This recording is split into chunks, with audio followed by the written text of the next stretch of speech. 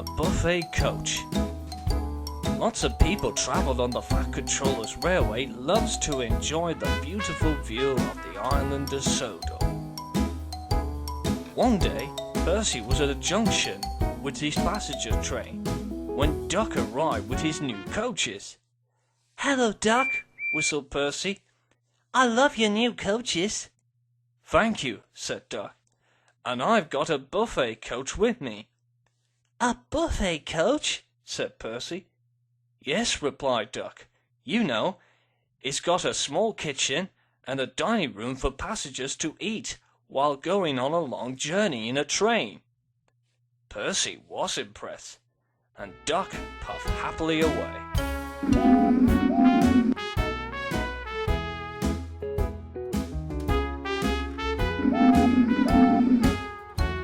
When Duck arrived at Nafford, the Fat Controller was waiting for him. "Well done, Duck," he boomed. "You have completed the trial of the steady run on the new buffet coach." "Thank you, sir," said Duck, "and thank you for bringing my new Great Western coaches to me from the mainland." But Gordon wasn't pleased at all.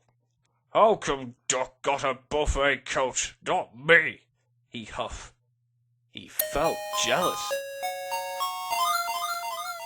But the next morning the Fat Controller has a surprise for Gordon. "Gordon, I have brought another buffet coach from the mainland for your express." Gordon was delighted. "Oh, thank you, sir," he said grandly. As Gordon puffed into Nafford, Percy pushed the buffet coach and the other coaches for the express. "There you are, Gordon," he whistled. "Your buffet coach is ready." "Thank you very much, Percy," said Gordon. He backed down onto his train and the Fat Controller spoke to him. "Please take extra special care to make the journey good," he told him. "The passengers will be eating." "Don't worry, sir," said Gordon proudly. "I'll do my best."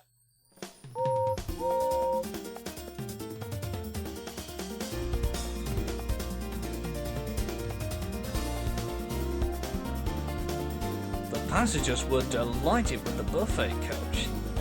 They drank tea and coffee, and some even had breakfast, lunch and dinner too. Gordon pulled his train gently like a gentleman. The passengers were enjoying the meal and a smooth ride along the journey.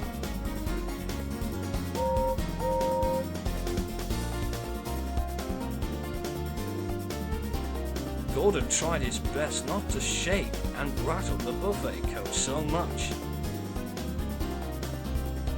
He was making good time until something was about to happen. Up ahead, the signalman was opening his level crossing gates for Gordon and set his signal to clear. Suddenly, there was a loud crack. He looked out and saw one of the gates was swinging across the rails. "Oh no!" he cried. "Gordon will be coming in a minute!" So he quickly set the signal to danger. He ran to mend the gate. Gordon was steaming along like a gentleman. He was just passing the signal when he heard a clang as the signal arm fell to danger. "Hold it, Gordon!" called his driver, and put the brakes hard up. Then Gordon saw a heavy level crossing gate swinging towards him across the line. "Oh, help! I must stop!" he cried. And he did, just in time. "Phew!" gasped Gordon. "That was a near miss." But back at the buffet coach, the passengers were cross because their food had been flying about. But the guard had told the passengers what had happened. The passengers forgot to be cross. They were very pleased and very relieved. But one passenger was very angry.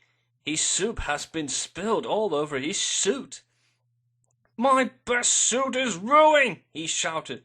I'm going to speak to the Fat Controller! The workman came to mend the lock on the gate, and soon it was fixed. Gordon went on his way again.